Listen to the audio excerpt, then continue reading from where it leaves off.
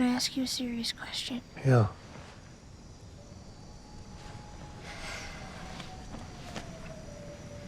Why did the Scarecrow get an award?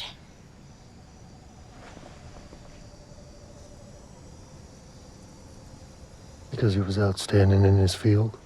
You dick!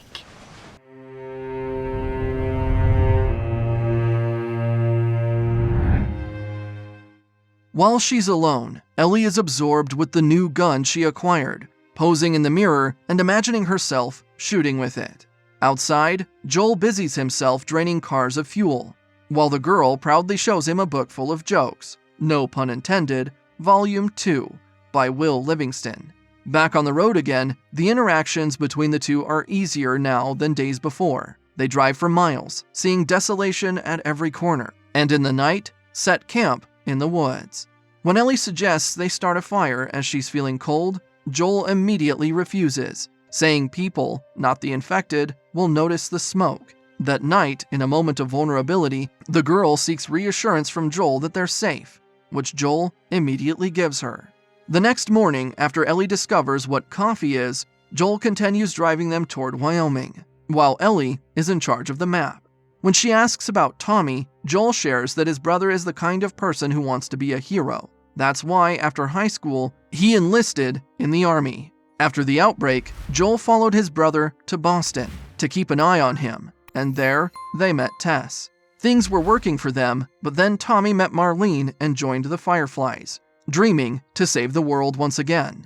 Last Joel heard, his brother quit the Fireflies, and now he has to go get him. As Joel thinks the Fireflies are delusional, Ellie asks what keeps him going, if he believes there's no hope for the world, to which the man replies, it's family.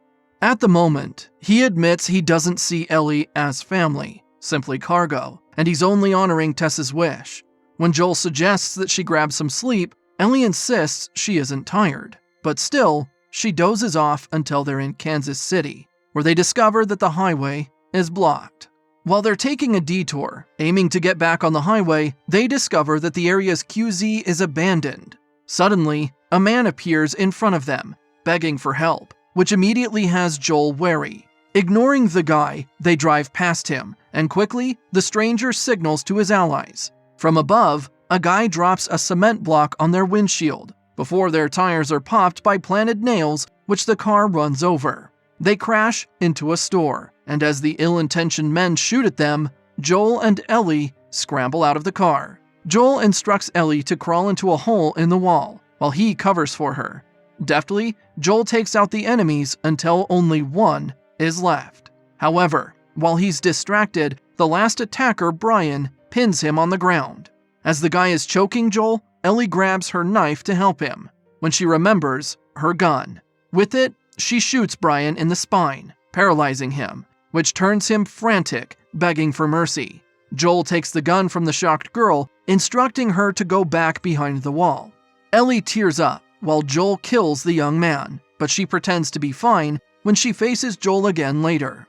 The two then exit the store, trying not to be spotted by Brian's friends. Meanwhile, somewhere inside the fallen Kansas City QZ, an old man named Edelstein is being interrogated by Kathleen, the leader of the resistance group that overthrew Kansas City's Fedra.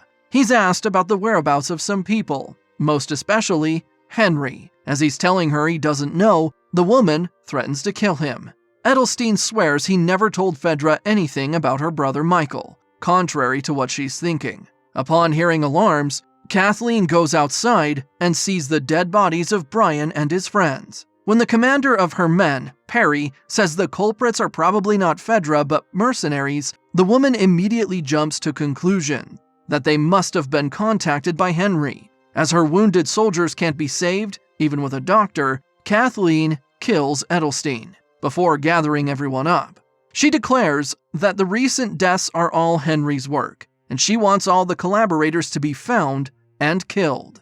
Immediately, her men take action, searching through areas and barging into buildings. At the same time, Joel and Ellie observe the commotion that's happening outside, and Joel states that once the trucks leave, they should head toward the area's tallest building. In the meantime, the two of them ask each other if they're all right, to which both say yes.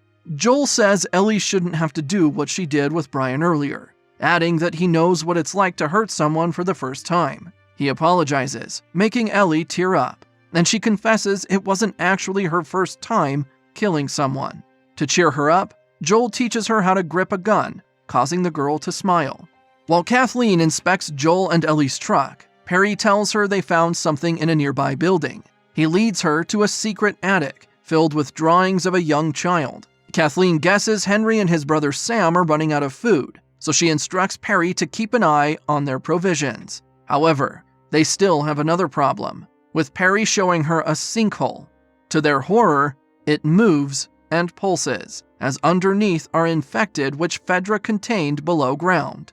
When Perry asks his boss what they should do, she decides to keep quiet about it for now, wanting to focus on capturing Henry at the moment. While Joel and Ellie move up stair after stair, Ellie asks him how he knew the guy earlier was only pretending to be injured, and he answers it's because he's been on both sides, explaining they have to do what they did to survive. When she asks him if he's killed innocent people, Joel doesn't answer. When they finally find a room to rest, Joel spreads broken glass around the area, explaining to a curious Ellie that it's so he can hear anyone approaching while they're asleep.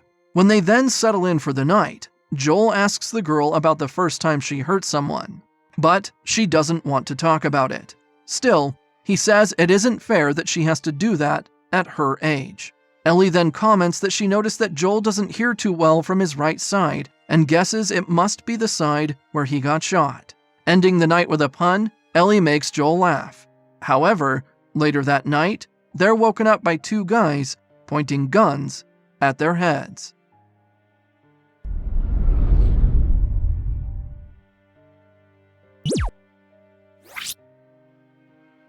You